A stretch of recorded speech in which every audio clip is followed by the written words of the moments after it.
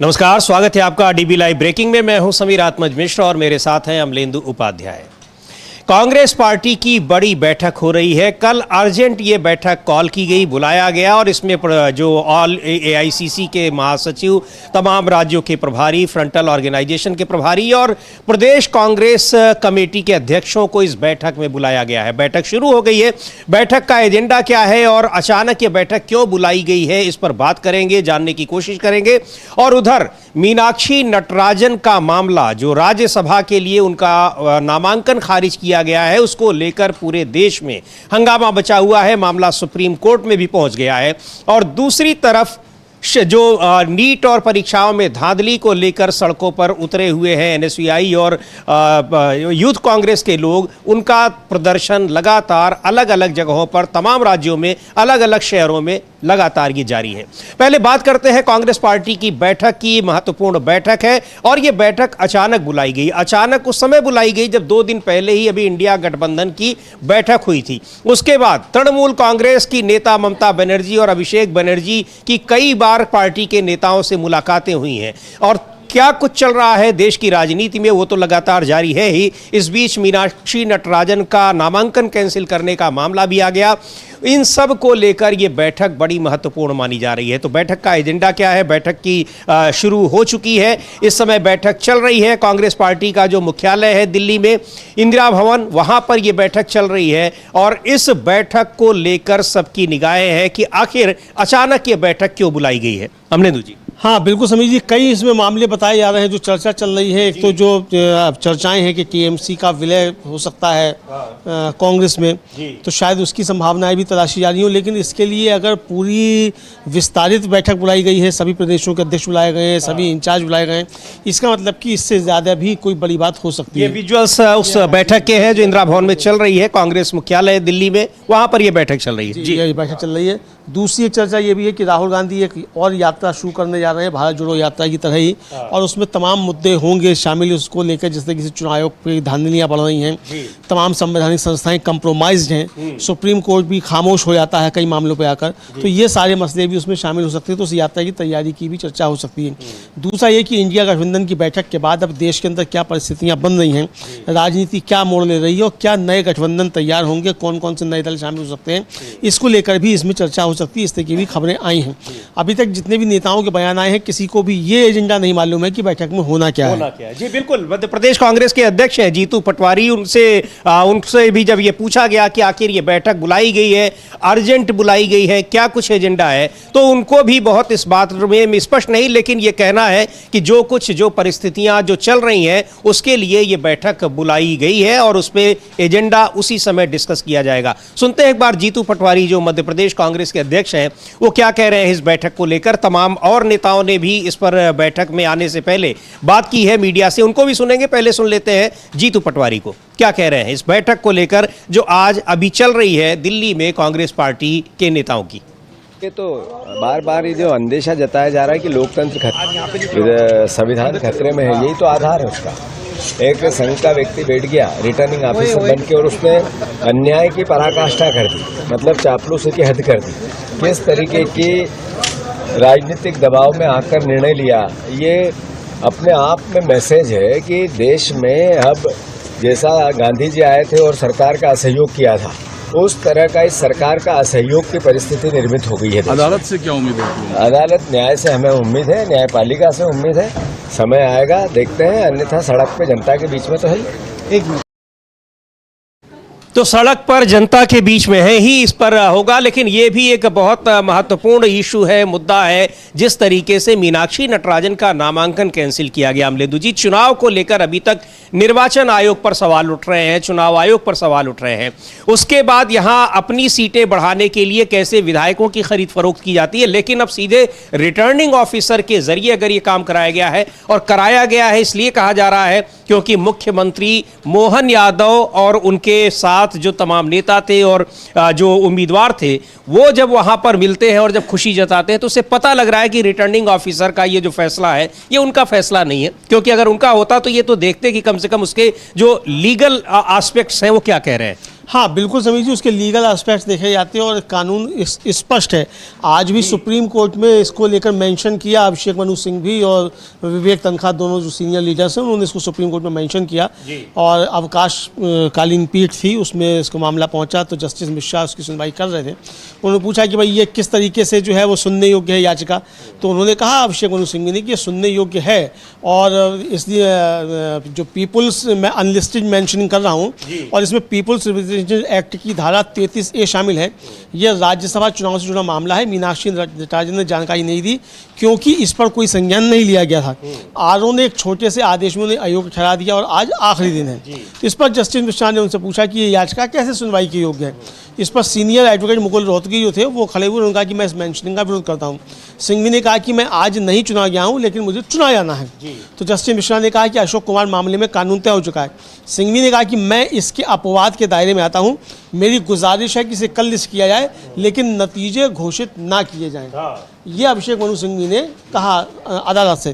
अदालत ने उनकी बात को सुनते हुए और कल इसको लिस्ट कर दिया, यानी कल इस मामले पर अब सुनवाई होगी सुप्रीम कोर्ट में मीनाक्षी नटराजन के मामले को लेकर। बिल्कुल, और कल जब अमलेंदु जी हम लोगों ने इस कार्यक्रम में चर्चा भी की थी, दिखाया भी था कि चुनाव आयोग से कांग्रेस का प्रतिनिधिमंडल मिलने गया तो चुनाव आयोग ने कहा कि 2 घंटे में हम इस पर कोई फैसला लेंगे। और 2 घंटे में क्या, अब तो 24 घंटे भी बीत गए हैं और अभी तक चुनाव आयोग की ओर से कुछ इसके बारे में कहा नहीं गया है। बिल्कुल बिल्कुल, चुनाव आयोग की तरफ से इसके बारे में कुछ नहीं कहा गया है। खबरें खूब आती रहीं, ये खबरें भी आती रहीं कि साहब चुनाव आयोग ने जो है वो उनका नामांकन स्वीकार कर लिया है मीनाक्षी नटराजन का, और लेकिन वो इस तरीके से कहीं जो थे वो चुनाव आयोग की तरफ से कुछ नहीं आया। ये केवल अफवाहें जो थी वो सोशल मीडिया पर फैलती रहीं और इसके पीछे कारण ये भी हो सकता है कि कांग्रेस जो है वो गफलत में आ जाए और अपनी कानूनी उपाय जो करने हैं वो ना करने पाए। तो ये इसके पीछे की रणनीति समझी जा सकती है। लेकिन ये मामला सुप्रीम कोर्ट पहुंचा, आप कल देखते हैं सुप्रीम कोर्ट में क्या होता है। क्योंकि जज साहब कह रहे हैं कि अशोक कुमार मामले में ये कानून पहले से स्पष्ट है। जाहिर सी बात है कि अशोक कुमार मामले में कानून स्पष्ट है, वो अभिषेक मनु सिंह भी कह रहे हैं ये स्पष्ट है, कह रहे हैं लेकिन मैं एक्सेप्शन जो उसके दायरे में आता हूँ, यानी मीनाक्षी नटराजन का केस जो उसके एक्सेप्शन के मामले में आता है। चूंकि उसको मामले में अदालत ने कॉग्निजेंस लिया ही नहीं था, अदालत ने कोई उस पर नोटिस जारी किया ही नहीं है। जो उनके खिलाफ जो याचिका करता है उनकी तरफ से एक दायर की गई और उसमें कोई FIR दर्ज नहीं है, तो इसलिए वो मामला आता ही नहीं। अगर उसमें करना होता तो घोषणा, तो उसमें क्या किया जाता कि किस धारा के तहत मुकदमा दर्ज है, मुकदमा संख्या क्या है, अपराध संख्या क्या है। भाई मुकदमा तो दर्ज ही नहीं है, FIR ही नहीं है उसमें, तो क्या, इसीलिए ये बहुत गंभीर मसला है। और आज की जो अचानक की अर्जेंट बैठक है अमलेंदु जी, ये भी उसका एक बड़ा कारण हो सकता है। बाकी और राजनीतिक जो गतिविधियां हैं वो चल रही हैं, चाहे TMC के मर्जर की बातें हो रही हो, चाहे और भी चीजें हैं, आंदोलन प्रदर्शन, सारे सब चीजें अपनी जगह हैं, वो चल रहे हैं। 2 दिन पहले ही इंडिया गठबंधन की बड़ी बैठक हुई है। अचानक इस बैठक को बुलाना ये दिखाता है कि निश्चित तौर पर इसमें कुछ बड़ा फैसला होने वाला है, कुछ जरूरी मुद्दों पर बात होने वाली है। तो अब जो उत्तर प्रदेश के कांग्रेस के अध्यक्ष रहे हैं अजय कुमार लल्लू और इस समय ओडिशा के वो प्रभारी हैं, वो भी इस बैठक में आए हुए हैं। उनको भी सुनते हैं क्या कहना है उनका इस बैठक को लेकर। लेकिन मीनाक्षी नटराजन का ये मामला अब बहुत बड़ा मामला बनता जा रहा है, क्योंकि ये सीधे सीधे उन आरोपों को पुष्ट करता है कि कैसे संविधान को खत्म करके किसी भी तरीके से लोकसभा राज्यसभा दोनों जगह अपना बहुमत हासिल करने की जो कोशिश हो रही है, उस कोशिश में चुनाव आयोग से लेकर और निचले स्तर तक के अधिकारी भी कैसे शामिल हैं, या उन्हीं अधिकारियों को वहां पर डिप्यूट किया जाता है जो उनके मुताबिक काम करें। ये एक बड़ा मसला है। हाँ बिल्कुल समीर जी, ये बड़ा मसला है और साथ साथ न्यायपालिका का भी सहयोग लिया जा रहा है। बैडमिंटन खेल के खूब सहयोग न्यायपालिका का भी लिया जा रहा है। तो अब ये बैडमिंटन में जो शटलकॉक है, अब वो किस पाले में जाते गिरती है ये देखना होगा। न्यायपालिका पर भी बहुत सारे सवाल समीर जी उठ रहे हैं।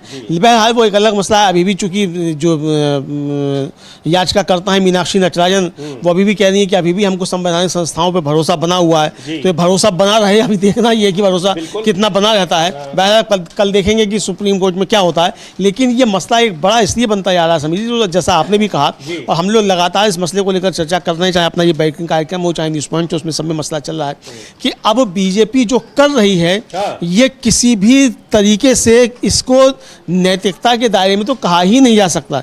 और जो एक वाक्य कहा जाता है कि युद्ध और प्रेम में सब कुछ जायज़ है, उसी तरीके से युद्ध और राजनीति में सब कुछ जायज़ है। तो युद्ध और राजनीति में सब कुछ जायज़ नहीं होता है। मतलब जायज कितना भी हो, संविधान के दायरे में ही रहे आप, तो उस दायरे में रहे। और दूसरा, युद्ध के भी अपने एक नियम होते हैं, युद्ध के भी नियम होते हैं। और ये युद्ध के भी नियम आज से ही नहीं है, पुराने जमाने में जब युद्ध हुआ करते थे, जब महाभारत काल में भी युद्ध होता था, तब भी उसके नियम कायदे कानून थे, और आज भी कायदे कानून है। बेंजामिन नेतन्याहू पर युद्ध अपराध का मुकदमा यूं ही नहीं चल रहा है, इसीलिए चल रहा है। तो इसलिए युद्ध के भी अपने नियम हैं और राजनीति के भी अपने नियम हैं। लेकिन भारतीय जनता पार्टी कोई भी ऐसा काम नहीं छोड़ती है जो अनैतिक ना हो। नारा है चाल चरित्र चेहरा और राजनीति में शुचिता का, और सारे काम जो हैं वो शुचिता को समाप्त करने वाले हैं, ये दिखाई पड़ता है। बिल्कुल ये दिखाई पड़ रहा है। तो ये इस बैठक आज की इसीलिए बहुत महत्वपूर्ण हो जाती है कि कैसे आखिर संवैधानिक संस्थाओं का दुरुपयोग करके विपक्ष को खत्म करने की कोशिश की जा रही है। और कल जब प्रधानमंत्री नरेंद्र मोदी का जो एक रिकॉर्ड बनाने को लेकर जिस तरह का रिकॉर्ड बनाए, जो बातें, प्रधानमंत्री का पूरा बयान ही अमलेंदु जी कांग्रेस पार्टी की आलोचना पर ही टिका रहा, और कैसे उन्होंने कांग्रेस को खत्म किया 2014 में, कांग्रेस को कैसे खत्म करेंगे। तो ये एक मकसद लेकर अगर चल रहे हैं, उस मकसद में अगर संवैधानिक संस्थाएं भी सहयोगी बन रही हैं, तो ये निश्चित तौर पर देश की लोकतांत्रिक व्यवस्था के लिए बहुत बड़ा और गंभीर खतरा है। तो बैठक निश्चित तौर पर इन सारे मामलों को लेते हुए बड़ी महत्वपूर्ण मानी जा रही है। अजय कुमार लल्लू को सुनते हैं, जो प्रदेश कांग्रेस अध्यक्ष रहे हैं उत्तर प्रदेश में, और इस समय ओडिशा के कांग्रेस प्रभारी भी हैं। हाँ, देखिए, ये तो केंद्रीय नेतृत्व को तय करना है कि गठबंधन करेगा कि नहीं करेगा। ये तो हमारे राष्ट्रीय अध्यक्ष और आदरणीय एलओपी श्री राहुल गांधी जी तय करेंगे। लेकिन कहीं ना कहीं भारतीय जनता पार्टी हताशा और निराशा में है, और जिस तरह इंडिया ब्लॉक की बैठक हुई है और इंडिया ब्लॉक में 25 दलों का समर्थन इंडिया ब्लॉक के साथ है, निश्चित तौर से आने वाले दिन में भारतीय जनता पार्टी अब उत्तर प्रदेश में देश से समाप्त होने जा रही है। लेकिन आपके पार्टी के सांसद इमरान मसूद वो कह रहे हैं कि गठबंधन के नाम पर पार्टी की कुर्बानी नहीं दी जाएगी, सीट शेयरिंग की बात इस बार खुलकर होगी और हक के हिसाब से होगी। देखिए, सीट शेयरिंग का मामला हो या गठबंधन का मामला हो, ये निर्णय तो केंद्रीय नेतृत्व को लेना है, और केंद्रीय नेतृत्व क्या निर्णय लेगा हम सब लोग उसका इंतजार। मीनाक्षी नटराजन वाला इशू जो है, कांग्रेस उस पर हमलावर है, आज कोर्ट का रुख किया गया है। एक तरफ वैध और दूसरी तरफ अवैध, ये स्पष्ट है और दर्शाता है कि एक व्यक्ति कई सारे कालम खाली रखता है, उसके पर्चे को खारिज झारखंड में नहीं किया जाता है, और दूसरी तरफ बिना मुकदमे के एक व्यक्ति के पूरे पर्चे को, मीनाक्षी नटराजन का पर्चा खारिज किया जाता है। ये दर्शाता है कि भारतीय लोकतंत्र की हत्या हो रही है, और निरंतर भारतीय जनता पार्टी यह चाहती है कि डेमोक्रेसी इस देश में न रहे। तो यहाँ बहुत सारे मुद्दे हैं जिन पर चर्चा के लिए बैठक बुलाई गई है। स्पष्ट नहीं है कि यानी एजेंडा किसी को बताया नहीं गया है, अर्जेंट कॉल किया गया है। हालांकि बहुत ही एक इसको कहा जाए कि इमरजेंसी मीटिंग के तौर पर, क्योंकि अमलेंदु जी बहुत सारे रिमोट एरिया के लोग हैं जो प्रदेश कांग्रेस अध्यक्ष हैं, प्रभारी होंगे, उन सब को इस बैठक में मौजूद रहने के लिए कहा गया है। बिल्कुल बिल्कुल सभी, सबको इस बैठक में मौजूद रहने के लिए कहा गया, और ये देखना होगा कि इस बैठक में सभी पहुँचे हैं। सूचना यही मिल रही है कि सभी पहुँच गए हैं, लेकिन एजेंडा क्या है ये अभी तक किसी को स्पष्ट नहीं है। एजेंडा क्या है, और कांग्रेस ने भी कल जो अपना मतलब के.सी. वेणुगोपाल ने जो जानकारी दी थी इस बैठक की, उसमें भी एजेंडे के विषय में नहीं बताया था। लेकिन कयास जो है वही लगाए जा रहे हैं कि एक तो मर्जर की बात है, टीएमसी के मर्जर की, दूसरा राहुल गांधी की यात्रा की, तीसरा गठबंधन क्या शक्ल लेगा और किस किस से क्या क्या आगे सूरत हाल बनेंगे इस गठबंधन के, इसको लेकर भी शायद चर्चा की जाएगी। और हो सकता है कि कांग्रेस के जो प्रदेश अध्यक्ष हैं तमाम और जो इंचार्ज हैं उनका भी मन टटोला जाए कि अगर टीएमसी का अपना मर्जर करती है तो उनकी राय क्या है, ये भी होगा। हालांकि इसके विषय में जो वहाँ के प्रदेश के कांग्रेस अध्यक्ष हैं क्या शुभम सिकदर हैं, वो कह रहे हैं कि भाई हमें इसके बारे में कोई जानकारी नहीं है, राहुल गांधी इसको बताएंगे क्या है, लेकिन अगर ऐसा कोई फैसला होता है तो जो पार्टी निर्णय लेगी वो हम लेंगे। जी बिल्कुल बिल्कुल, वो तो उनका है कि मर्जर को लेकर ये संभावनाएं भी चूंकि चल रही हैं पिछले 2-3 दिनों के भीतर, जिस तरह से टीएमसी और कांग्रेस के नेताओं की बैठकें हो रही हैं उसको देखते हुए, लेकिन मुद्दे बहुत सारे हैं और ये इमरजेंसी मीटिंग बुलाई गई है, इसलिए किसी को एजेंडा नहीं बताया गया है, लेकिन जो महत्वपूर्ण पदाधिकारी हैं उन सब को यहाँ पर मौजूद रहने को कहा गया है। 24 घंटे का भी कम समय दिया गया और उसमें पहुंचे हुए हैं, इसका मतलब बैठक ये समझा जा सकता है कितनी महत्वपूर्ण है। अब बैठक के बाद ये पता लगेगा ही कि आखिर किस लिए ये बुलाई गई थी। लेकिन जो जिन नेताओं को यहाँ पर बुलाया गया है उनसे जब पूछा गया तो वो भी यही संभावना जता रहे हैं कि मुद्दे यही हो सकते हैं, लेकिन किसी को जानकारी नहीं है। कांग्रेस की एमपी है जेबी माथेर, उनको भी सुनते हैं। उनसे जब पूछा गया कि आखिर ये इमरजेंसी मीटिंग क्यों बुलाई गई है तो क्या कहना था उनका, सुन लेते हैं उन्हें। Politics में it's a game of lot of possibilities and opportunities, but when at the right time, when at the right moment, decisions will be taken, and if there is anything, the AICC itself will speak about it. It is not for me to say on what it is all about, but it is of great importance that Mamata Banerjee meeting Sonia Gandhi madam and all the other leaders are meeting Rahul Gandhi ji. All these are very positive in terms of our fight is against this misrule of Narendra Modi and NDA, and for that joining hands at multiple levels is something which the Congress leadership and India bloc will give serious considerations. तो ये यहाँ पर महत्वपूर्ण मुद्दे हैं जिन पर ये बैठक हो रही है और उसमें निश्चित तौर पर टीएमसी का मामला है।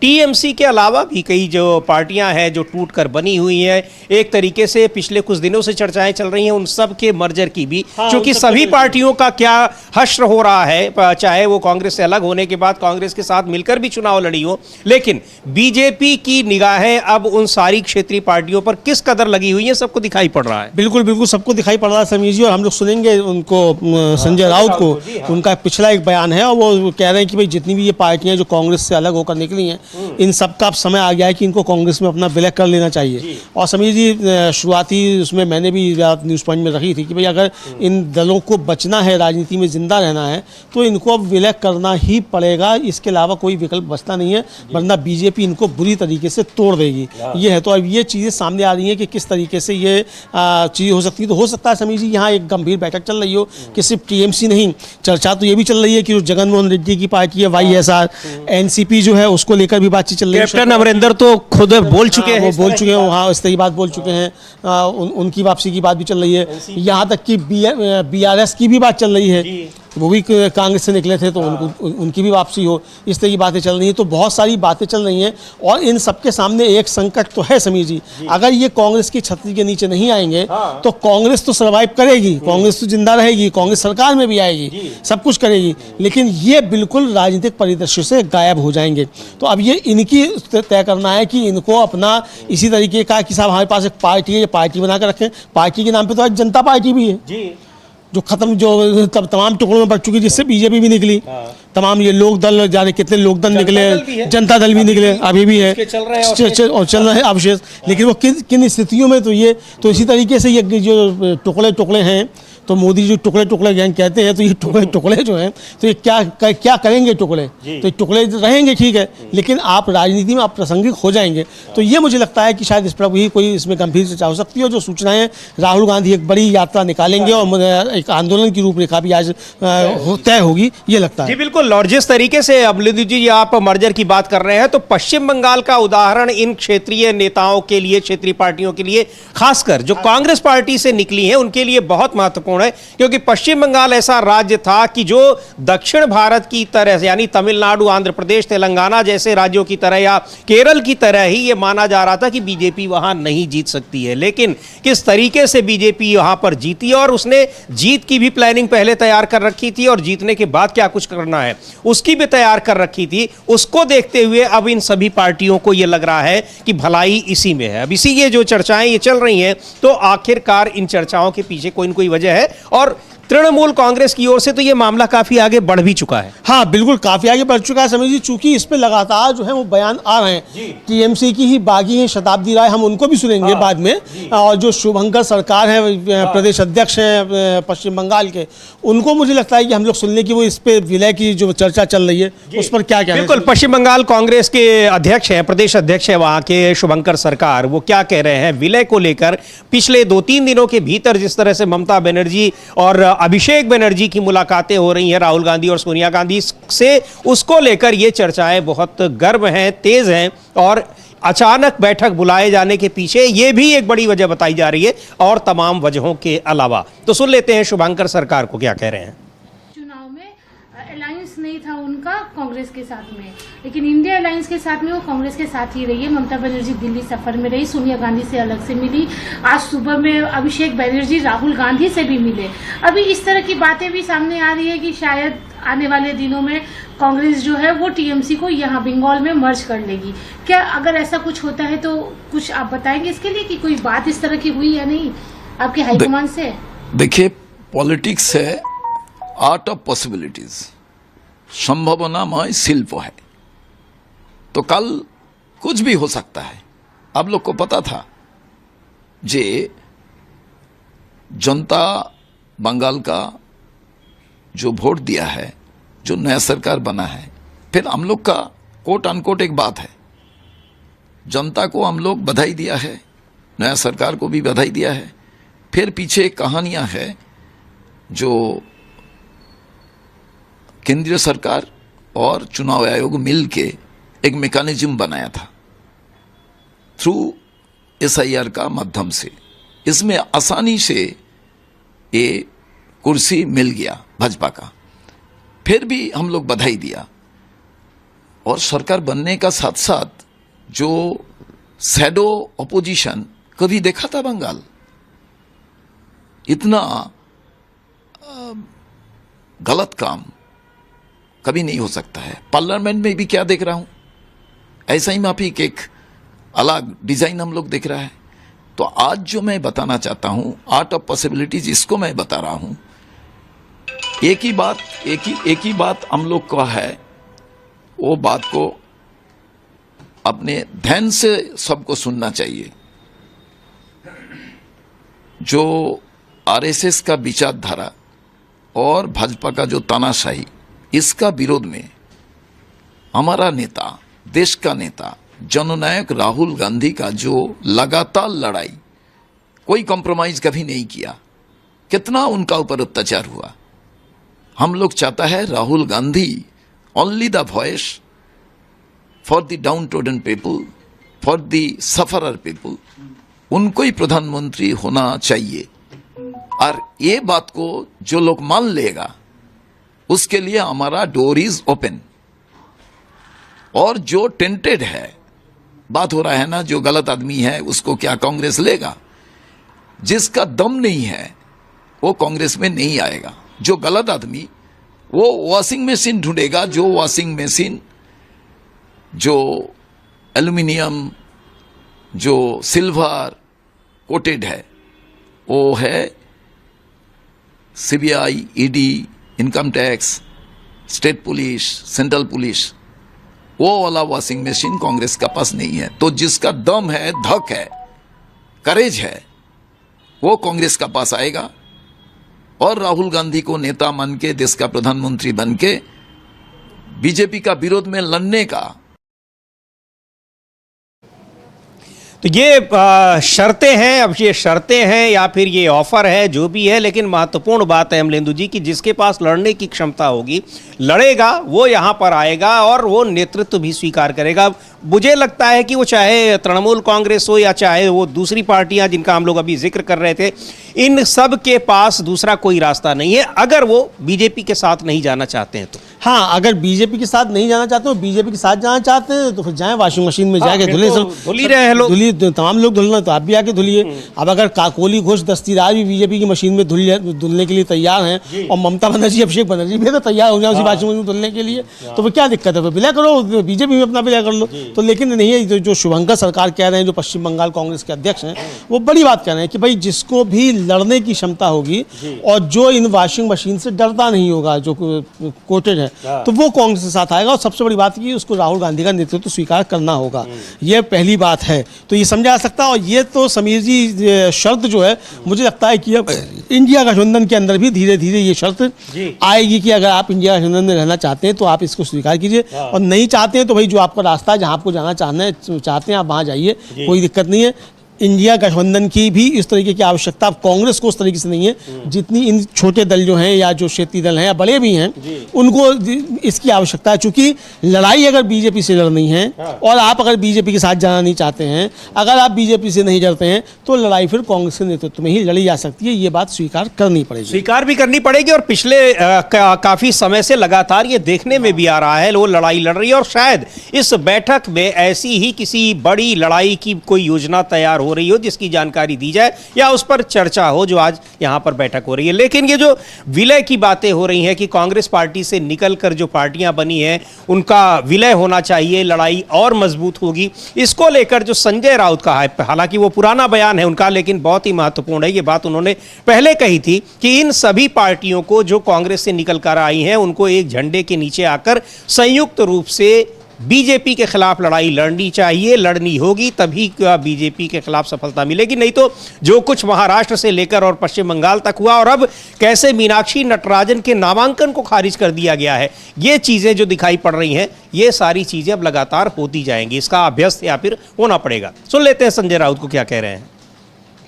ममता बनर्जी कल तक कांग्रेस का नाम लेने से बहुत कतराती थी, गुस्सा आता था, लेकिन जब संकट में आ गई, जब उनके ऊपर हमले शुरू हो गए, उनको हराया गया, तब सबसे पहले उनको कांग्रेस की याद आ गई। होना चाहिए तो मैंने कहा कि आप ये समय है कि कांग्रेस पार्टी से जो जो फैक्शन बाहर निकले थे, नेता बाहर निकले थे और उसने अपने अपने दल खड़े किए, चाहे महाराष्ट्र हो, चाहे पश्चिम बंगाल हो, चाहे उड़ीसा हो, चाहे तेलंगाना हो, चाहे आंध्र हो, सभी ने कांग्रेस में आकर कांग्रेस के झंडे के नीचे अपनी नई शुरुआत करनी चाहिए और कांग्रेस को मजबूत करना चाहिए।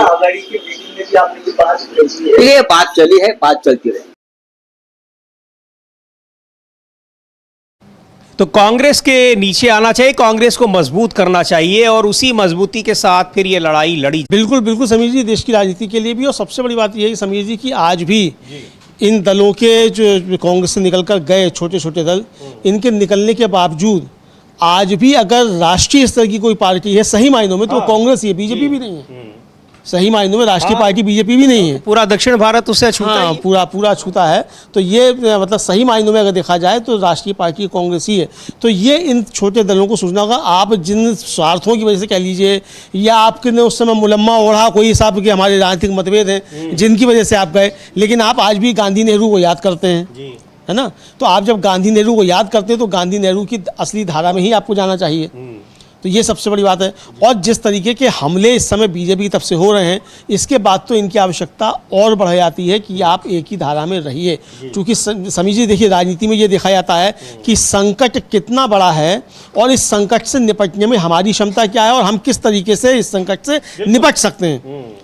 तो ये इस समय संकट जो है वो आपके सामने सिर्फ आपको बचाने का ही नहीं है, ये देश के सामने भी संकट है और पूरी की पूरी आपकी राजनीति के ऊपर भी संकट है। तो संकट से आप कैसे बच सकते हैं, ये देखना बहुत महत्वपूर्ण। बिल्कुल बिल्कुल यही बात कह रही हैं शताब्दी रॉय, टीएमसी की नेता हैं, उनको भी सुन लेते हैं कि क्या आखिर अब ये जो परिस्थितियां हैं, जो चर्चा, हाँ बागी है, लेकिन फिर भी आखिर वो बागी ये सारे लोग कब बने हैं अमलेंदु जी? ये तो अभी जब चुनाव के नतीजे आए हैं तब तक सब थे, अब अचानक ये बागी हो जाएंगे। इनके बागी हो जाने के पीछे भी तो वही पॉलिसी काम कर रही है। बिल्कुल जो यानी और वो स्वीकार भी कर रही है। और आप ये देखिए कि बागी होने की जो रफ्तार थी, जैसे ही ये चर्चाएं चली है उसके बाद ये रफ्तार धीमी पड़ी है। अभी भी ये स्पष्ट नहीं है कि कितने लोगों के सिग्नेचर हैं, ये बागी सांसदों में कितने लोग वहां पर गए हुए हैं। हाँ, अभी तक ये स्पष्ट नहीं आ रहा है कि कितने लोग हैं। और 20 की जो सूची आ रही है उस सूची में से तमाम लोग ऐसे हैं जो कह चुके हैं कि हम इसमें शामिल नहीं हैं। और अगर ये समीर जी होते, अब तक 20 अगर हो गए होते तो आप समझ सकते हैं कि ये 20 अगर हो गए होते तो अब तक ये जाके स्पीकर से मिल चुके होते, अगर मान्यता पा चुके होते तुरंत। तो अभी तक तो कुछ इस तरीके का हुआ नहीं है। तो ये साफ तौर पर समझा सकता है कि अभी इनके पास नहीं है। और अगर ये मर्जर की बात हो जाती है उसके बाद तो इनके सामने संकट और खड़ा हो जाएगा। क्योंकि उसके लिए भाई समझिए, अगर इनको अलग रहना भी है तो वहां विधायक तो हो सकता है 2/3 हो गए हों, लेकिन ये सांसद जो है इनके सामने बड़ा संकट आ जाएगा, इनकी सबकी सस्ता जाएगी। तो वही ये फिर जितने अभी बागी दिखाई पड़ रहे हैं फिर ये सारे वफादारों की लिस्ट में आ जाएंगे। तो जैसे ही ये मर्जर की बातें होने लगी, इस पर तेजी आई है, ये जो बगावत की जो खबरें थी वो भी धीमी पड़ गई हैं। इसी को लेकर अब शताब्दी रॉय जो कह रही हैं, टीएमसी की नेता, महत्वपूर्ण बात है, एक बार उनको सुनते हैं क्या कह रही हैं। ममता बनर्जी जैसे लीडर है, इतना लड़ के एक पार्टी बनाया, जितना स्ट्रगल इतना तक, जिस स्ट्रगल के वजह से लोग उनको सपोर्ट किया अभी तक कर रहे, तो उसके साथ वो उसका ये क्या हो रहा है उसका दिमाग नहीं चल रहे थे। मेंटल ब्लॉकेज कहाँ पे हो गया था, क्यों उसको अभिषेक को नहीं समझा पाए जो अभिषेक ये लाइफस्टाइल मत करो, ये क्योंकि उसको पता है पब्लिक पाल्स हो जानते, वो पब्लिक को नहीं पहचान पाए, ये तो उनका ही गलती है। आपने कहा अभिषेक की लाइफस्टाइल को नहीं हाँ बिल्कुल, अभिषेक का जो लाइफस्टाइल है वो लोगों का पसंद नहीं है। अभिषेक क्या डिसीजन लिया वो तो गलत हो सकते, वो सही हो सकते, उसका डिसीजन सही भी हुआ, वो इंटेलिजेंट है, मैं ये भी मानती हूँ इंटेलिजेंट है, वो यंग है, वो अगर पॉजिटिवली पॉलिटिक्स करते थे बहुत आगे जाने का चांसेस थे, उसका लैंग्वेज भी बहुत कंट्रोल में है, डिसेंसी भी है, लेकिन टाइम भी है और मुझे पता नहीं क्या क्या कर लिया। अभी अगर आप लोगों की बात करें, आप लोग अलग हुए, इसे क्या हम बोलेंगे, टीएमसी न्यू टीएमसी? वो ऐसा कुछ नहीं है, हम लोग अलग से ब्लॉक करके बैठेंगे। हम लोग ये सिंबॉलिक प्रोटेस्ट है जो हम लोग इनके इस पार्टी के साथ है ही नहीं, हम लोग अलग हैं बस। आज सुष्मिता देव ने भी राज्यसभा के सीट से क्विट कर दिया, मेंबरशिप भी छोड़ दिया, इसके पहले सुखेंदु दा ने छोड़ दिया।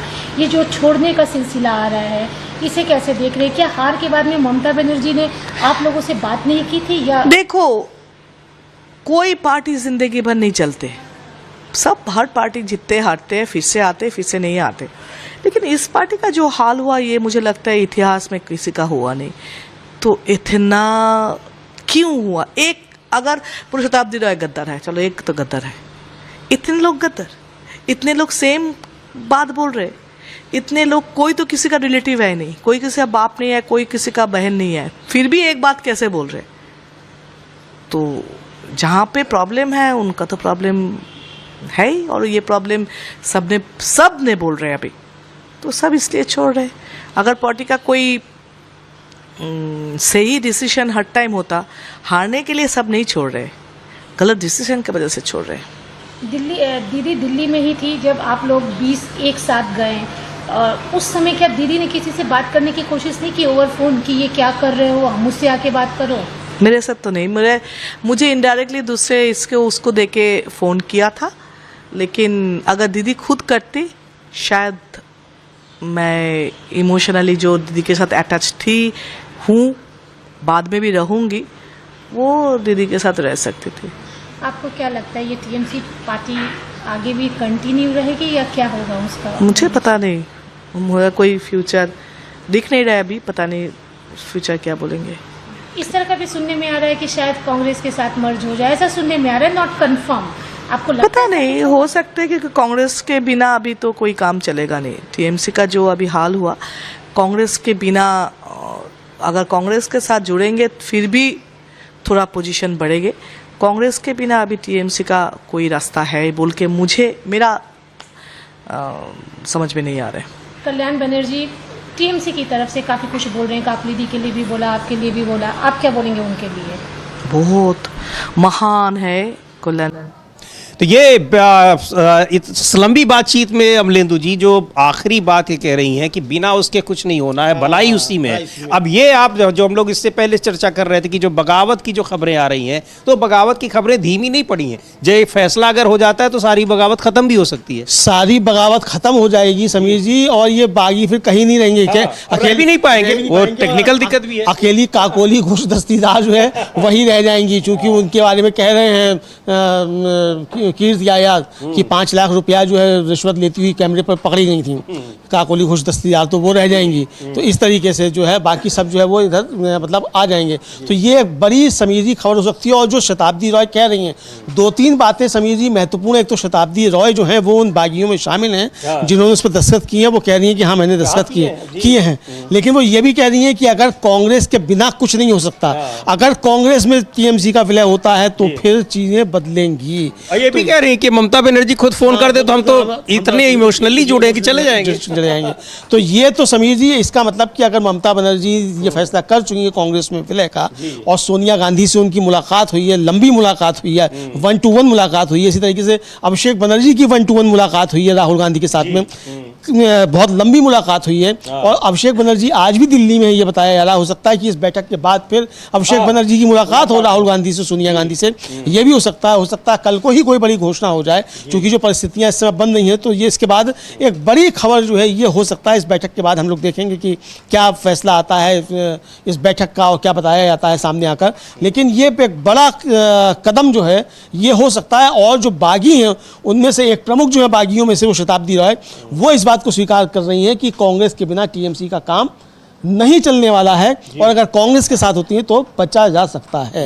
बिल्कुल बिल्कुल, अगर कांग्रेस के साथ जाती हैं, यानी एक तरीके से ये दबाव ममता बनर्जी पर, तृणमूल कांग्रेस की नेता ममता बनर्जी पर, केवल उनके अपने जो समर्थक हैं उन्हीं का नहीं, बल्कि जो बागी हो रहे हैं या बगावत कर चुके हैं, बगावत करने वाले हैं, उन नेताओं का भी ये दबाव है।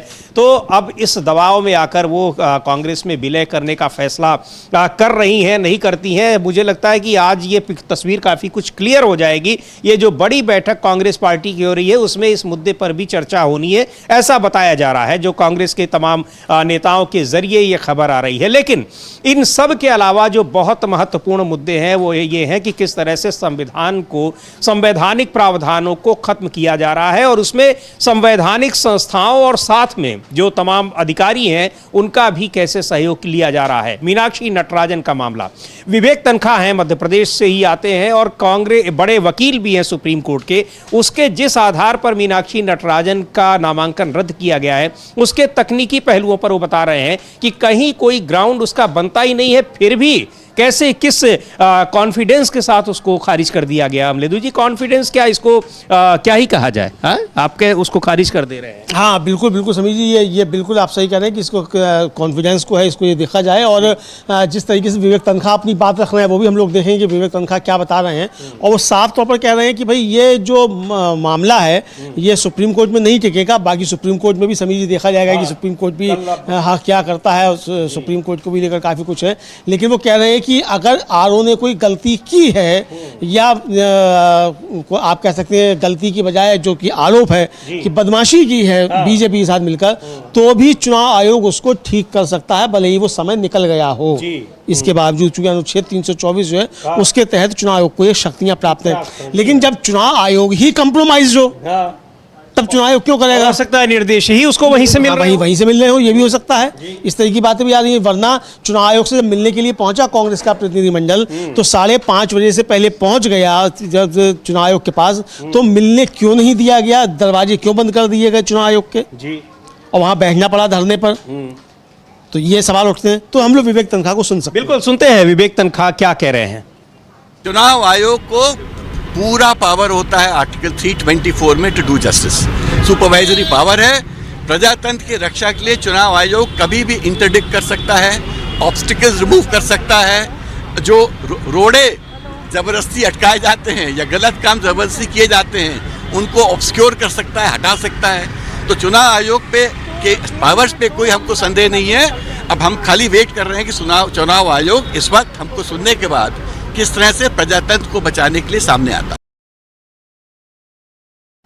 तो ये उसके तकनीकी पहलू हैं, कहीं कोई ग्राउंड नहीं है, कोई उसकी लीगैलिटी नहीं है, लेकिन वहां पर बिना किसी एफआईआर के, एक कोर्ट के एक नोटिस के मामले में, और वो नोटिस डायरेक्टली उसका कोई वास्ता भी नहीं है मीनाक्षी नटराजन से, उनको वो नोटिस सिर्फ प्रभारी होने के नाते, वहां पर वो तेलंगाना कांग्रेस की प्रभारी थी उस नाते उनको भेजा गया था, उसका जिक्र नहीं किया गया है। तो अगर ऐसे नोटिस का जिक्र करने लगे तो पता चले कि जो फॉर्म 26 है उसको तो 10-20 पेज का बनाना पड़ेगा नेताओं के लिए। अमलेंदु जी बिल्कुल बिल्कुल बिल्कुल ये बताना पड़ेगा, ये साफ तौर पर समझा जा सकता है कि ये है। लेकिन समीर जी, इस बीच जो 20 लोगों के नाम आए टीएमसी के मामले में खास तौर से, उनमें से एक जो सांसदा हैं उनका बयान आ गया है कि ये लिस्ट पूरी तरीके से फर्जी है, और वो हैं प्रतिमा मंडल।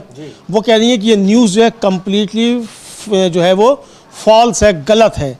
उनका बयान जो आया है उसको भी हम लोग सुन सकते हैं। मीनाक्षी नटराजन पर भी हम लोग चर्चा करेंगे और इस बीच एक बड़ी खबर जो है वो कोलकाता हाईकोर्ट से आ रही है अभिषेक बनर्जी को लेकर, उस पर भी हम बात करेंगे। जी बिल्कुल, पहले मीनाक्षी मंडल को सुन लेते हैं। और ये जो चीजें हैं यहाँ पर, माफ कीजिएगा, प्रतिमा मंडल जो टीएमसी की नेता हैं, और मीनाक्षी नटराजन का मामला ये बड़ा होता जा रहा है। और इसको किस तरीके से बड़ा होने का मतलब ये है कि ये पूरा का पूरा सिस्टम कैसे सरकार के पक्ष में काम कर रहा है, ये सबसे ज्यादा उसका रहस्य उद्घाटन करता है कि यहाँ आरओ से लेकर और चुनाव आयोग तक ऐसा लग रहा है कि ये सब के सब सरकार के लिए काम कर रहे हो, अभी न जाने और कौन से रिकॉर्ड बनवाने की कोशिश कर रहे हो। बहरहाल इसको लेकर कई और नेताओं के बयान आए हैं मीनाक्षी नटराजन को लेकर, लेकिन जो टीएमसी में बगावत की जो खबरें चल रही हैं वो खबरें झूठी चल रही हैं। तो प्रतिमा मंडल क्या कह रही है, एक बार उनको सुन लेते हैं, टीएमसी की नेता।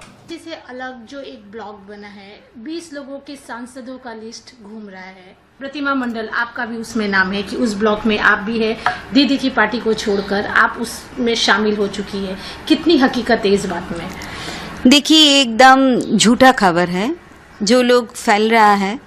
मेरा क्षेत्र का लोगों का मन में एक झूठा खबर जो जा रहा है, उसके मन में ये भी लग रहा है मेरा, हम प्रतिमा मंडल को घासीडुपुरे जोड़ाफुले प्रतीक में निर्वाचित किया है, आशीष दिया, वो क्यों जाएगा? तो मैं आपके माध्यम से ये बोलना चाहती हूँ, मैं कलकत्ता में ही हूँ। 4 तारीख मेरा एस्टीमेट कमेटी का मीटिंग था 11 बजे। मैं 4:20 का फ्लाइट पकड़ के कलकत्ता चली आई हूँ और उस 4 तारीख के बाद मैंने दिल्ली गई भी नहीं। तो मैंने कहीं नहीं गई हूँ, मैं कलकत्ता में हूँ। और जो लोग ये झूठा खबर फैल रहे हैं, मैं उसको बोल रही हूँ, आपका पास अगर 20 सांसद है, 2-3 दिन से एक खबर चल रहा है, तो मैं बोल रही हूँ आप क्यों मीडिया में ये आपका लेटर में सभी लोगों का साइन करा वो पिक्चर और पेपर क्यों नहीं निकल रहे हो, क्यों उन लोगों को नहीं दे रहे हो जो उसमें मेरा नाम है कि नहीं? मैं ये बोल रही हूँ, झूठा खबर मत फैलाइए और मेरा क्षेत्र का लोगों का गुमराह मत कीजिए, इसलिए कि वो लोग दिशाहीन हो रहा है जो हमारा एमपी कहाँ गया है। तो मैं उनके साथ हूँ। घासीडुपुरे जोड़ाफुल जो चिन्ह में मुझे जिताया गया है 2029 तक, मैं उनके पास हूँ।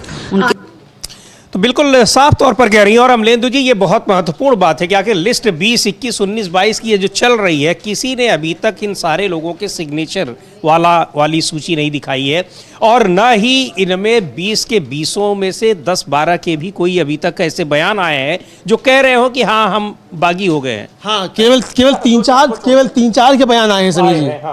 और उनमें से एक जो शताब्दी राय जिनका बयान आया उनको हमने सुनवा दिया, वो क्या कह रही हैं। तो यानी ये कभी भी मतलब अगर ममता बनर्जी अभी ये फोन कर देंगी तो वो ये पलट जाएंगी। और कांग्रेस में अगर विलय की बात होती है तो पलट जाएंगी। दोनों मतलब बातें उन्होंने एक तरीके से कह दी हैं। आप समझ सकते हैं, उनके बातों का निरताद आप निकाल सकते हैं। तो ये कहीं नहीं है। तो ये एक तरह से कहा जाए समीर जी कि भूपेंद्र यादव और शुभेंदु अधिकारी ने जो एक चला मूव जो है अमित शाह जी के निर्देश पे, तो इसके पलटने की बारी आ गई है। ये बड़ा धक्का लग सकता है, क्योंकि अगर आज घोषणा हो जाती है विलय की या कांग्रेस मजबूती से समर्थन करती है टीएमसी का, जो भी परिस्थितियाँ बनती हैं वो देखा जाएगा कि क्या होता है। जैसा कि शताब्दी राय कह रही है कि अगर बचना है तो इस मतलब अगर शताब्दी राय को समझ में आ रहा है कि अगर बचना है तो कांग्रेस के बिना नहीं बचाया जा सकता है, तो ये बात ममता बनर्जी को भी समझ में आ रही है समीर जी। बिल्कुल बिल्कुल। और वहां पर जो कुछ हो रहा है, खास तौर पर ये सबको समझ में आ रही है। चुनाव जीतने के बाद बीजेपी वहाँ पश्चिम बंगाल में जो कुछ कर रही है, तृणमूल कांग्रेस को ख़त्म करने की ही नहीं, उसके सारे नेताओं को भी पूरी तरीके से ख़त्म करने के। अब आप ये बताएं अमलेंदु जी, इन परिस्थितियों में जो बागी होकर बीजेपी से हाथ मिलाएंगे, उनमें ज़्यादातर लोग ऐसे ही हैं जिनके खिलाफ कोई ना कोई केस चल रहा है। उनकी अपनी जनता में क्या छवि बनेगी? तो उनका पॉलिटिकल करियर तो ख़त्म है। कोई ऐसा नहीं है कि बीजेपी आगे भी उनको बढ़ाएगी, क्योंकि उसने जो अपने खुद के नेता तैयार किए हैं उनको वो कहाँ जगह देगी। तो वो अपना राजनीतिक करियर भी ख़त्म कर रहे हैं, लेकिन मजबूरी उनके सामने भी है। ये सारी चीज़ें दिखा रही हैं कि बीजेपी किस तरह की राजनीति की ओर बढ़ रही है। और उस पर जो मीनाक्षी नटराजन का मामला है, उस मामले ने तो जो कुछ, अगर किसी को कोई कन्फ्यूज़न भी रहा हो तो वो अब स्पष्ट हो गया होगा कि आखिर बीजेपी के इरादे क्या हैं। और जिस तरह से 2024 का लोकसभा चुनाव जीतने के बाद जो एग्रेशन दिखाया है चुनाव आयोग के साथ मिलकर, वो अब कहां जा रहा है, सीधे सीधे वो सारी चीजें लगातार वो दिखती जा रही हैं। कांग्रेस के नेता हैं प्रमोद तिवारी, एक बार उनको सुनते हैं क्या कह रहे हैं। बहुत लंबे समय से उनको राज्यसभा में भी हैं और इससे पहले उत्तर प्रदेश विधानसभा में भी रहे, मंत्री रहे, लंबा राजनीतिक अनुभव है उनका भी। सुनते हैं मीनाक्षी नटराजन के मामले को लेकर और बीजेपी क्या करना चाह रही है, इसको लेकर उन्होंने अपनी बात कही है। आज जब मोदी जी प्रधानमंत्री जवाहरलाल नेहरू के कालखंड का, कार्यकाल का रिकॉर्ड तोड़ने जा रहे हैं, तो मध्य प्रदेश सरकार ने तोहफे के तौर पे लोकतंत्र की हत्या करके एक भेंट सौंपी है मोदी जी, पर इतिहास को कलंकित कर दिया। मीनाक्षी नटराजन का पर्चा इसलिए खारिज हुआ कि उन्होंने अपने आपराधिक इतिहास छिपाया था। क्या छिपाया था उन्होंने? उनके खिलाफ तो कोई आपराधिक इतिहास था ही नहीं। मुझे याद है एक प्राइवेट कंप्लेन फाइल हुई है, ऐसा कहा जा रहा है। तो प्राइवेट कंप्लेन तो कोई भी फाइल कर सकता है। नोटिस जारी हुई, अभी सुना जाएगा मीनाक्षी जी को, और सुनने के बाद कोर्ट इस निष्कर्ष पर पहुंचेगी कि क्या कोई अपराध बनता है, कोई क्रिमिनल केस बन सकता है। और जब क्रिमिनल केस बन जाएगा दोनों को सुनने के बाद, तभी तो एक क्रिमिनल केस कहलाएगा जिसकी छिपाने की बात हो रही है। अभी तो कोई क्रिमिनल केस बना ही नहीं, एफआईआर हुई नहीं, कंप्लेन है, एफआईआर नहीं है। इतना तो समझो कंप्लेन और एफआईआर का फर्क क्या होता है। मैं तो सिर्फ इतना कह रहा हूं, मोदी जी, ये लोकतंत्र की हत्या है। कहना चाहता हूं कि तमाम नजीरें हाई कोर्ट, सुप्रीम कोर्ट, एक तो हाई कोर्ट की डायरेक्ट पहली अदालत में यह खारिज हो जाएगा, पर ये बदनुमा कलंक लोकतंत्र के इतिहास को दुनिया की नजरों में भारत में लोकतंत्र की हत्या के रूप में जाना जाएगा, प्रजातंत्र।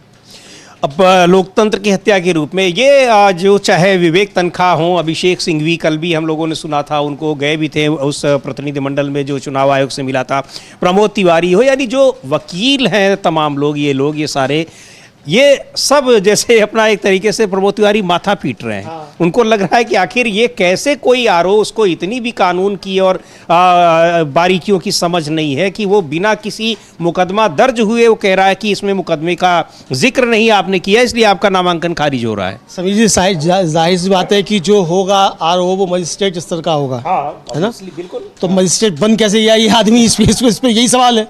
अगर इसको इतनी भी जानकारी नहीं है कि अपराध संख्या क्या होती है, तो अपराध संख्या जिसको ये जानकारी नहीं, वो मजिस्ट्रेट है, अब तक तो उसने तमाम फैसले भी दिए होंगे।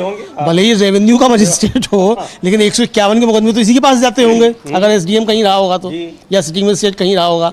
तो ये समझा जा सकता है कि उसको मतलब बेसिक जानकारी नहीं है, या फिर दबाव है बीजेपी का, जो कि कांग्रेस कह रही है। दोनों बातें कह रही है, माथा पीट रहे हैं प्रमोद तिवारी, तो इसी पे माथा पीट रहे हैं कि भाई या तो इसको बेसिक समझदारी नहीं है, या कांग्रेस में या बीजेपी का दावा, दो बातों में से एक ही बात है। अभी देखना होगा कि सुप्रीम कोर्ट इस पर क्या करता है, चूंकि सुप्रीम कोर्ट ने इसको स्वीकार कर लिया। अपने दर्शकों को हम बता दें समीर जी कि आज क्या हुआ कि सुप्रीम कोर्ट जो है कल इस पे याचिका पर, जो मीनाक्षी नटराजन की याचिका है, इस पर सुनवाई करेगा, और ये उनका राज्यसभा का नामांकन पत्र खारिज किए जाने को चुनौती दी गई थी। सीनियर एडवोकेट अभिषेक मनु सिंघवी और सीनियर एडवोकेट विवेक तनखा, दोनों सुप्रीम कोर्ट के सीनियर एडवोकेट हैं, उन्होंने आज जस्टिस पीके मिश्रा और अतुल एस चंदूरकर की बेंच के सामने मामला उठाया, और उन्होंने इसे वाकई एक जरूरी मामला बताते हुए या तो इसे जल्द से जल्द सुनवाई की लिस्ट करने के लिए, या एक लाइन का अंतरिम आदेश देने की मांग की। इन दलीलों पर ध्यान देते हुए सुप्रीम कोर्ट ने मामले को कल सुनवाई के लिए लिस्ट कर दिया। सिंघवी ने दलीली की रिटर्निंग अफसर ने एक लंबित आपराधिक मामले की जानकारी न देने के आरोप में नटराजन का नामांकन गलत तरीके से खारिज कर दिया। उन्होंने कहा कि उनके खिलाफ सिर्फ समन जारी हुआ था मामले का संज्ञान भी नहीं लिया गया था। रिटर्निंग ऑफिसर ने उन्हें अयोग्य घोषित कर दिया और याचिका में कहा गया है कि रिटर्निंग अफसर ने गैर कानूनी मनमाने और पक्षपातपूर्ण तरीके से काम किया है और इसमें उनके नामांकन पत्र खारिज करने के फैसले को तुरंत रद्द करने की मांग की गई है। अब इस पर जो है जस्टिस पी.के. मिश्रा जो है उन्होंने कहा कि इसको कल लिस्ट किया जाए और अशोक कुमार मामले में कानून पहले से स्पष्ट है। तो अशोक कुमार मामले की ही दलील इसमें दी जा रही है और श्रृंगी ने कहा भी कि हम इसमें एक्सेप्शन के मामले में आते हैं, यानी अपवाद के मामले में आते हैं, क्योंकि वो अपराध कायम हुआ ही नहीं है। जब एफआईआर दर्ज नहीं हुई किसी थाने में, मुकदमा संख्या नहीं है, तो ये उसमें क्या लिखा जाएगा, मुकदमा संख्या क्या है? क्योंकि तो कहता है कि अपराध संख्या लिखी है, आपने कोई अपराध नहीं किया और कहा गया कि आपने ये अपराध क्यों किया है, आपने इसको छिपाया क्यों? ये है। तो अब ये जो अपराध किया ही नहीं है भाई, तो जब तो क्या बताएं उसमें अपराध संख्या क्या है? अच्छा, एक चीज और भी बड़ी महत्वपूर्ण है अमलेंदु जी, ये किसी कोई और भी होता, ये एक सामान्य समझ कि यहाँ कानून का कोई मामला नहीं है, कोई और होता जिसके खिलाफ तमाम मुकदमे चल रहे होते या ना भी चल रहे होते, उसका राजनीतिक जीवन इस तरीके का होता। मीनाक्षी नटराजन ये नेता हैं जिनके बारे में कहा जाता है कि आज अगर गांधीवादी तरीके से किसी की जीवन शैली है तो उनमें से एक मीनाक्षी नटराजन भी है। बिल्कुल। और उनके खिलाफ कोई आपराधिक मुकदमा है भी नहीं, लेकिन ये जो जिसमें नोटिस दिया गया है किसी दूसरे का मुकदमा था, उनको केवल इसलिए नोटिस भेज दिया गया कि वो तेलंगाना की प्रभारी थी और वो कांग्रेस नेता के खिलाफ जो मामला था वो तेलंगाना कांग्रेस से वो संबद्ध थे। हाँ समीर जी, लेकिन हालांकि अब तो गांधीवादियों के ऊपर भी जो है वो मुकदमे कायम होते हैं, गोट से भक्त जो है वो करते हैं, तो उसमें कोई दिक्कत नहीं है कि मतलब गांधीवादियों के ऊपर मुकदमे नहीं होते। और गांधी के ऊपर खुद मुकदमे कायम हुए थे भाई, अंग्रेजों के समय में अंग्रेजों ने किए थे वो, तो ये काले अंग्रेज हैं, तो ये क्यों नहीं करेंगे गांधीवादियों के ऊपर? तो ये भी है। हालांकि वो तेज तर्रार जो है वो अध्यक्ष रही हैं NSUI की भी, और इंदौर का जो अहिल्याबाई होलकर डिग्री कॉलेज है उसकी वो छात्र संघ की अध्यक्ष भी रही हैं, तो जुझारू मतलब छात्र नेता भी रही हैं मीनाक्षी नटराजन। लेकिन ये जो मुकदमा है, तो जब मुकदमा अपराध है ही नहीं तो उसको अपराध संख्या लिखा कैसे जाए? सबसे बड़ा सवाल ये है। अगर है तो आरओ साहब ने खुद ही बता दें कि भाई अपराध संख्या क्या लिखनी है इसमें, बता दें अपराध संख्या क्या लिखी जानी है। सुप्रीम कोर्ट में मामला जाएगा तो मुझे लगता है ये बात पूछी जाएगी कि भाई ये बताइए अगर ये अपराध है तो अपराध संख्या क्या लिखी जानी है, हमको गाइड कर दिया जाए तो आगे भी लोगों को ठीक रहे और किसी के पर्चे खारिज ना हो अपराध संख्या लिखने की वजह से। तो ये समझ लिया। अच्छा, ये इसीलिए प्रमोद तिवारी कह रहे हैं कि भाई उसमें आप अपराध संख्या जब कोई होगा तब तो उसमें लिखा जाएगा, कि आप उसको कैसे कह देंगे, उसमें उनका नाम ही नहीं है। बहरहाल ये मामला केवल इतना नहीं है, ये दिखा रहा है कि किस तरह से पूरी चुनावी प्रक्रिया को वहां पर ऊपर से लेकर नीचे तक ये कैसे सरकार के पक्ष में काम करने के लिए उसको मजबूर कर दिया गया है और वो अपना काम वो कर रही है। शिवसेना की सांसद रही हैं प्रियंका चतुर्वेदी, उनको भी सुनते हैं क्या कह रही हैं मीनाक्षी नटराजन के मामले में, किस तरीके से आरओ ने काम किया है और आरओ को कैसे ये कर सकता था। अच्छा, सबसे बड़ी बात इस पर जो आशंकाएं हैं अमलेंदु जी, वो ये है कि जो वो विजुअल्स आए हैं हमारे पास, अगर होंगे तो हम लोग उसको दिखाएंगे भी, कैसे मुख्यमंत्री के पास जब वो नेता जाते हैं ये खबर देते हुए तो सारे लोग वहां पर बैठे हुए झूम जाते कि हाँ, हमने जो जाल फैलाया था वो कामयाब हो गया। हाँ, बिल्कुल बिल्कुल बिल्कुल, वो जाल जो है वो कामयाब हो गया। ये मालूम पड़ता है कि वो जाल जो है कितना कमजोर निकला। ये दिखाया कि आपने जो जाल फैलाया था उस जाल में आपने जो धागे बुने थे वो धागे कच्चे थे, मजबूत धागे नहीं थे। तो ये है, लेकिन जाल आपने बुन लिया और चूंकि आरओ आपके साथ है, चुनाव आयोग आपके साथ है, तो आपको अभी लगता है कि आप कामयाब हैं। लेकिन अब देखना ये होगा कि कितनी रीढ़ बची हुई है संवैधानिक संस्थाओं की, ये भी मालूम पड़ जाएगा कल सुप्रीम कोर्ट में जब सुनवाई होगी। हालांकि अब तो ये है कि भाई बैडमिंटन खेला जा रहा है खूब अच्छे तरीके से सरकार के साथ जो है, तो बैडमिंटन खूब चल रहा है। तो अब देखना ये है कि किस पाले में जाकर ये शटल कॉक जो है वो गिरती है और क्या इस पर फैसला आता है, कल इस पर मालूम पड़ेगा। बहरहाल समीर जी, मामला काफी आगे बढ़ चुका है। बिल्कुल, सुनते हैं प्रियंका चतुर्वेदी को क्या कह रही हैं। मीनाक्षी नटराजन का जो राज्यसभा का नॉमिनेशन है वो रिजेक्ट हो गया। ये कहा जा रहा है उनकी तरफ से कि ये पॉलिटिकल रिजेक्शन था, नॉट लीगल रिजेक्शन, इस तरह से। और इलेक्शन कमीशन और भारतीय जनता पार्टी को टारगेट करते हुए कहा कि इन्होंने मैनिपुलेटिंग किया है। नहीं, एब्सोल्युटली, इतना अनफॉर्चुनेट है ये, तो एक्चुअल पॉलिटिकल रिजेक्शन है ये। इलेक्शन कमीशन जिस तरीके से राजनीति पे उतर आए हैं, उनके रिटर्निंग ऑफिसर्स भी राजनीति पे उतर आए हैं, वो बहुत ही दुर्भाग्यपूर्ण है। मैंने भी राज्यसभा का फॉर्म भरा है और जहां तक मेरा ख्याल है जो पुलिस में FIR दर्ज होती हैं उसका रिकॉर्ड डाला जाता है। कोई केस जिसमें वो 4th आरोपी हैं उसके अनुसार उनको डिस्क्वालीफाई कर देना, ये तक उनको टाइम नहीं देना कि वो अगर ऐसी चीज़ सामने आई है तो उसमें वो करेक्शन करें, ये टाइम तक नहीं देना, सीधा उनको रिजेक्ट कर देना। और by the way, election commission is not the judiciary of this country. वो रिटर्निंग ऑफिसर अपने लेवल पे ये डिसाइड नहीं कर सकते हैं कौन फिट टू कंटेस्ट है, कौन अनफिट टू कंटेस्ट है। ये अनफॉर्चुनेट बात हुई। और कल भी मैंने कहा, स्मृति ईरानी जी के 3 एफिडेविट थे, 3 अलग अलग एजुकेशन सर्टिफिकेट्स उन्होंने किए, दिखाए थे कि उनकी एजुकेशन है, तीनों अलग अलग थे, सबके सामने प्रूफ था पुराने एफिडेविट से, फिर भी उन पे कोई इस तरीके की कार्रवाई नहीं की गई। हाल ही में मैं जहाँ तक मुझे ख्याल है कि कुछ एफिडेविट जो देवेंद्र फडणवीस जी के हैं उसमें भी किसी तरीके की गलतियां पाई गई थी, वो भी करेक्शन हुआ था। तो कांग्रेस के लिए करेक्शन अलाउड नहीं है पर बाकी सबके लिए करेक्शन अलाउड है, ये कहाँ तक सही है? अगेन इट शोज कि यहाँ पे कहीं ना कहीं इलेक्शन कमीशन को अपने अंतरात्मा से पूछना पड़ेगा कि क्या आप देश की सेवा में लगे हुए हैं कि जो राजनीतिक पार्टी अभी सत्ता में है उसकी सेवा में लगे हुए हैं। मध्य प्रदेश के कांग्रेस चीफ तो ये से बता रही हैं कि हमने भी भरा है और उसमें जो आपके खिलाफ अगर कोई केस होता है, सीधी सी बात है अमलेंदु जी, कि उसमें आप अपना विवरण दे रहे हैं, लेकिन एक महत्वपूर्ण बात कह रही हैं कि वो उसके पास कानूनी राइट नहीं है कि आप तय कर दें बिना किसी को बुलाए हुए। ये तो नेचुरल जस्टिस का भी वायलेशन है। बिल्कुल बिल्कुल नेचुरल जस्टिस का भी वायलेशन है। आप समझिए इस पे तो तमाम मुकदमे खारिज हो जाते हैं कि आपने बिना किसी को सुने हुए आपने फैसला पारित कैसे कर, मतलब दे कैसे दिया। तो यहाँ तो नेचुरल जस्टिस का पालन ही नहीं, आपने दूसरे को सुने बिना। यही काम आपने झारखंड में किया, वहाँ आपने उसको मौका दिया परमल नाथवानी को, और उसका स्वीकार भी कर लिया आपने, चूंकि बीजेपी समर्थन दे रही है। लेकिन यहाँ बीजेपी विरोध कर रही है, वहाँ आपने गलत तरीके से कर दिया। तो ये समझा। लेकिन समझिए इस बीच जो है, जो नीट का परीक्षा में धांधलेबाजी, CBSE परीक्षा में धांधलेबाजी, इन सबको लेकर जो यूथ कांग्रेस का लगातार प्रदर्शन चल रहा है, उसको लेकर यूथ कांग्रेस ने और NSUI ने एक बार फिर स्पष्ट कर दिया है कि धर्मेंद्र प्रधान के इस्तीफे तक ये प्रदर्शन लगातार जारी रहेंगे। और 50 उनके अब तक बड़े जो हैं आंदोलन हो चुके हैं। ये है उनका यूथ कांग्रेस का ट्वीट किया है और इसमें एक विजुअल भी डाला है जो प्रदर्शन का है कि सीकर में लीग प्रधान के खिलाफ युद्ध घोष, देश के छात्रों को न्याय दिलाने और प्रधान की जवाबदेही तय करने के लिए जारी। इंडियन यूथ कांग्रेस के राष्ट्रव्यापी आंदोलन के तहत आज राजस्थान के सीकर में हजारों युवा साथियों का आक्रोश सड़कों पर देखा गया। तो ये जो उसमें जो उनके जो राष्ट्रीय अध्यक्ष हैं यूथ कांग्रेस के उदय बांची भी, ये वो तस्वीरें हैं।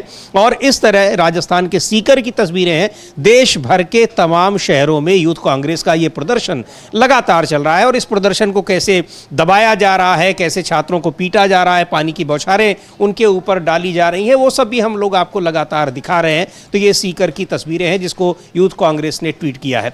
इसके अलावा एक जो अभिषेक बनर्जी को लेकर कोलकाता हाई कोर्ट से खबर है, बहुत ही महत्वपूर्ण खबर है, उसको भी एक बार जान लेना चाहिए कि कहा कोलकाता हाई कोर्ट ने कि अभिषेक बनर्जी की उस याचिका पर विचार कर रहा है जिसमें उन्होंने अपने खिलाफ दर्ज मामले को रद्द करने की मांग की है। हाँ, मामला यह था समीर जी की जो पश्चिम बंगाल में विपक्ष नेता चुने गए शोभन देव चट्टोपाध्याय TMC की तरफ से, उनका जो पत्र सौंपा गया विधानसभा स्पीकर को, उसमें ये कहा गया कि साहब इसमें चुने हुए TMC विधायक जो हैं इनके हस्ताक्षर जो है वो फर्जी वाले से हुए, इनके हस्ताक्षर नहीं किए गए। तो इससे पहले जो है ममता बनर्जी के परिसर में इससे जो TMC की जहाँ बैठक हुई थी वहाँ CID ने कल तलाशी भी ली थी।